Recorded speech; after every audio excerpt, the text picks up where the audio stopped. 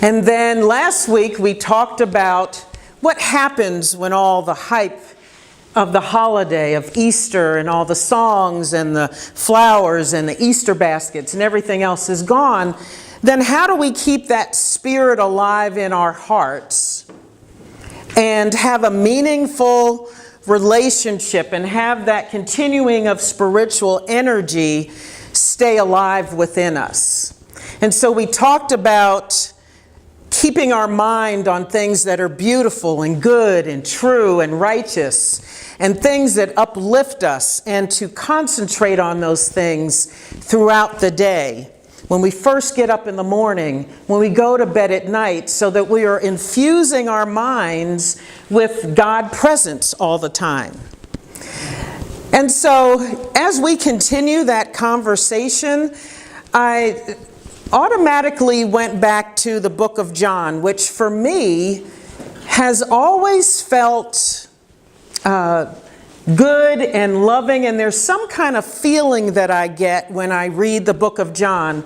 And so I went to the Metaphysical Bible Dictionary again to look up John, because again in metaphysics, and we translate the Bible metaphysically here in Unity, everything has a meaning, an underlying meaning. And so I looked up John, and it says the Apostle John represents the spiritual faculty of love. He is known as a disciple whom Jesus loved. And love is the dominant theme of all his teachings and writings. In the outpicturing of Jesus' development, John signifies the faculty of love in its masculine or positive degree of action, while the various Marys of the New Testament characterize the different subjective activities of love. And so that told me why I love John, why I love the book of John, because it is all about love. And so I went to probably one of my favorite lines of Scripture, which talks about peace. And my peace I give you, Jesus says. Not as the world gives you peace, but the peace of God. And I know as I get older, all I want is peace. I don't care what else is going on. I am looking for a way to have more peace in my life, whether it's a change in my consciousness, how I'm looking at a situation, how I'm dealing with a situation. I just want peace. And so now I'm willing to do the work, whether it's letting go of something, changing my perspective. Sometimes we just need to change what we're thinking about something, because we don't always have control over our circumstances. We don't have control over other people. And so I find myself, when I'm not in a peaceful state, I'm looking for how do I get back to peace. And often it is my attitude that needs adjustment. You know, to be honest, it's me, it's what I think, it's how I've twisted something, how I've had a gut reaction to something that makes me contract, or makes me feel pain, or separates me from somebody in my life. I don't want separation anymore. What I'm learning as I get older is that it's our connections with each other that matter. That's the stuff of life that I think gives us life. You can work as many hours as you want. You can put in the time.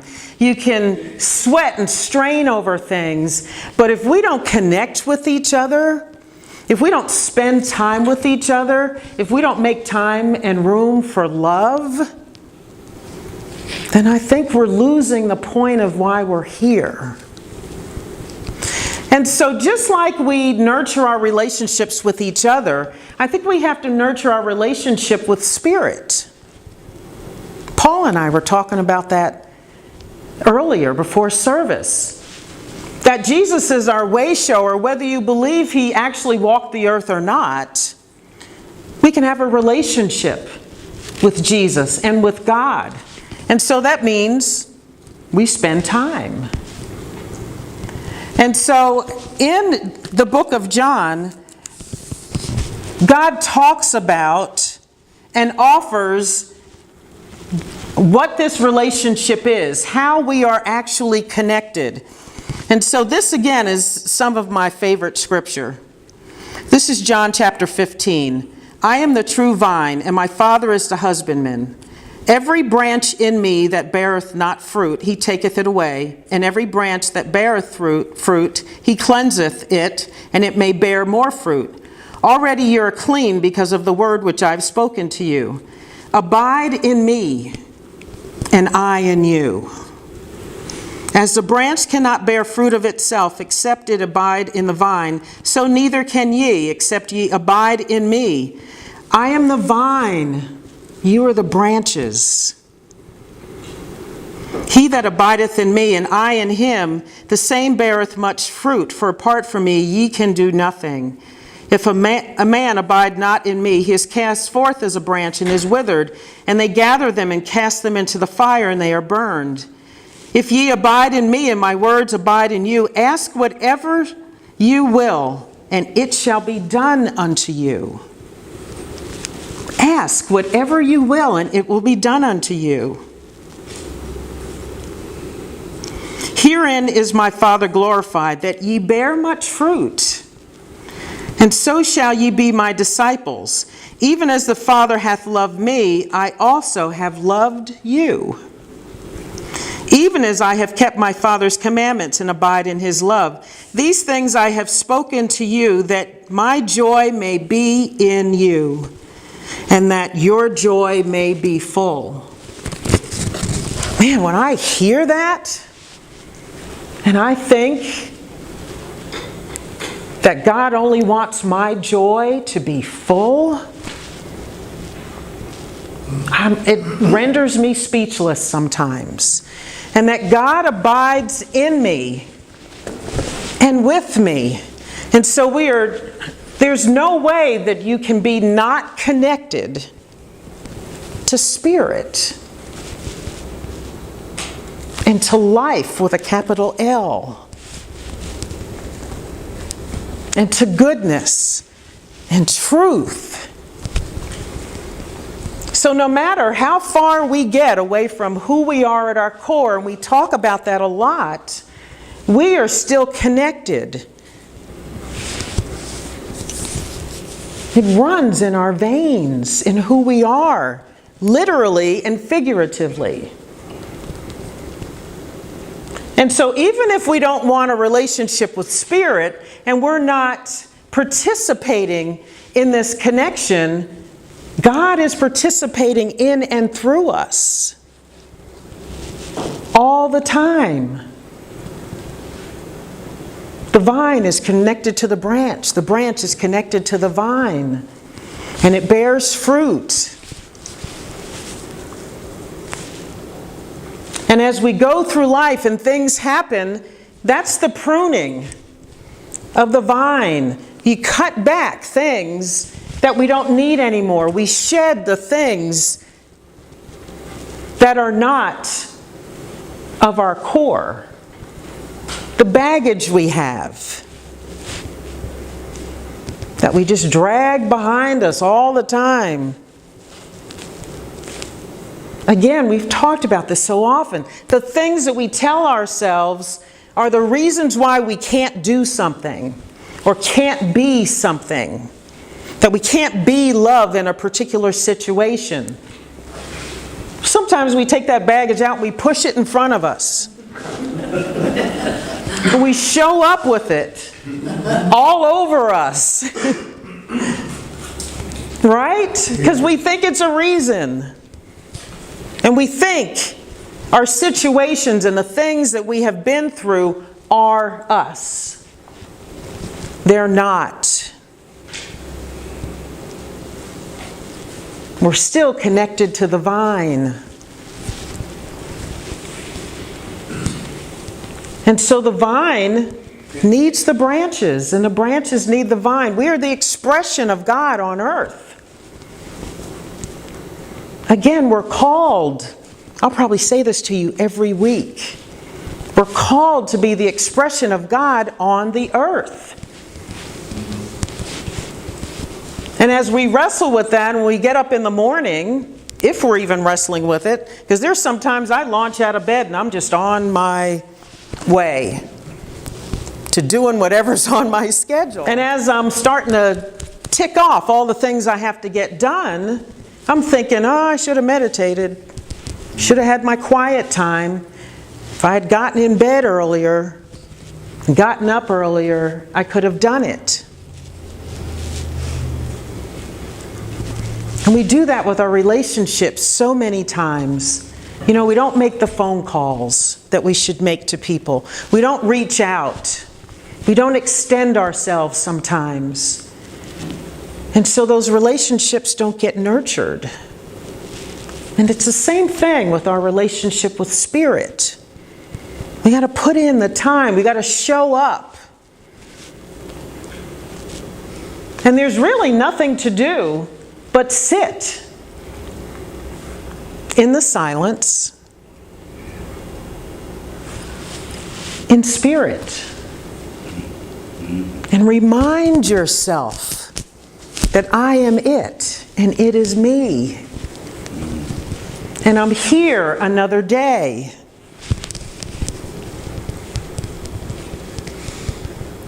And maybe list the reasons why you're grateful to be alive.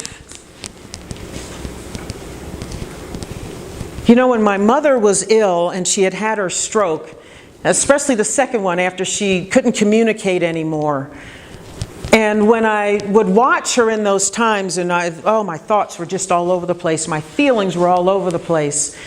There was a moment when I was thankful that I could even have a thought, because I didn't know if she could.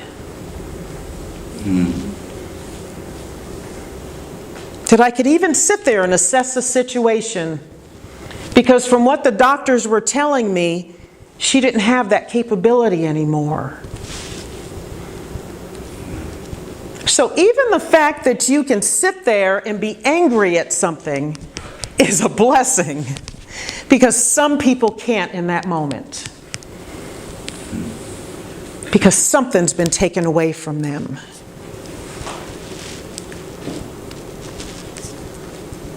You know, it doesn't fail me sometimes. I drive past a hospital and I remember those days and hours that I spent in a hospital sitting by my mother's side. And so now when I drive past, I think about the people who are holding vigil with a loved one or a friend. And so I utter a word of thanks that that's not me today, but that there's a health professional or somebody that's taking care of that loved one for them. There's so much to be thankful for. And so returning to the vine and reminding yourself that you are a part of this great fabric of life is all we need to do to keep that relationship with Spirit alive, because it exists. But sometimes we're just not aware of it. We're just moving so fast and so hard towards everything we think is important to do. And really what's most important, first on the list, is what we have with Spirit. And that there is nothing without life with a capital L. You know, I think about this earth and how beautiful it is. Now we're in springtime and things are blooming and getting green, and trees are blooming. Flowers, the colors of them. You know, you think about I think about this, the human body. We've talked about this again. I keep going back to it because it's so miraculous to me. If you sit and think about the billions of things that go on inside of your body that you don't have to control or think about, that enable you to sit in this chair. Your heart's beating, you're breathing, your hair is growing or not growing. You know, the brain has all these processes that are happening, all these things that are firing all over the place that enable your eyes to blink, for you to discern color. It's a miraculous thing what we have here. That's life. That's the fruit of the vine. Let alone all the things that life allows us to do and create. The divine ideas we talked about in that daily word. All the things that come that are manifested in our lives that we get to do and watch and have. You know, when I walk through the doors of my home and I feel that feeling of sanctuary and I see my husband there, I'm thankful for that. You know, there's some days I look at him and I feel the love we have for each other and I think, oh my gosh, life is wonderful. Life is precious. Look at this little one. What a wonderful creation she is. Yeah. And her relationship with her family here. That is so precious and wonderful. So you could just sit in the quiet and think about that, how we're all connected. Just about every morning I think about all of you and what we have, what we've created here on Sunday mornings, and how good it feels to be here with each other and the experience that we have. That's a gift, that's life. There's no mistake that all of us have been brought here together to learn from each other, to enjoy each other, to love each other. It's all in the divine plan. And so I think all of it's worthy of celebration every single day. Acknowledge the vine and the branches, that you are an intrinsic part of life. Life with a capital L. And I think that's the key to keeping the resurrection and Easter and all the feeling around that alive. Let's not forget about that.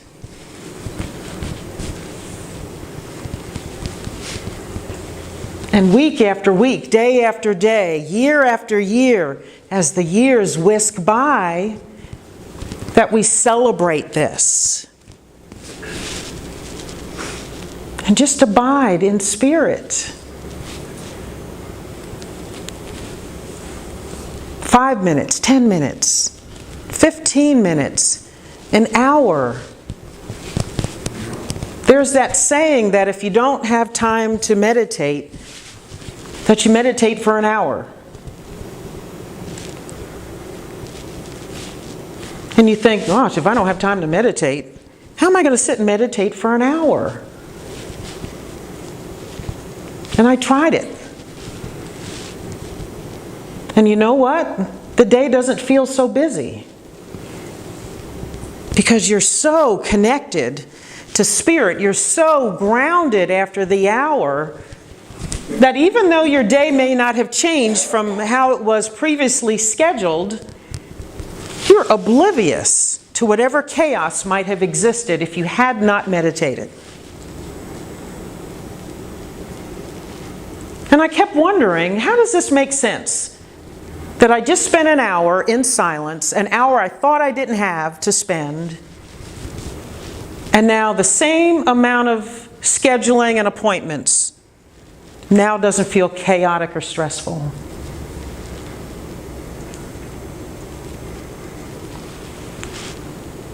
the gift of life. That's what happens when we abide with Spirit, as Spirit abides with us. You know, that centering that we get, that groundedness, and it's just like water flowing off of a duck's back. You see the chaos, but you don't become a part of it. We talked about before being the eye of the storm, that quiet center, and everything swirling around you. And you can see all the people and stuff floating around in the chaos, and you can just watch it and let it go by and enjoy your day.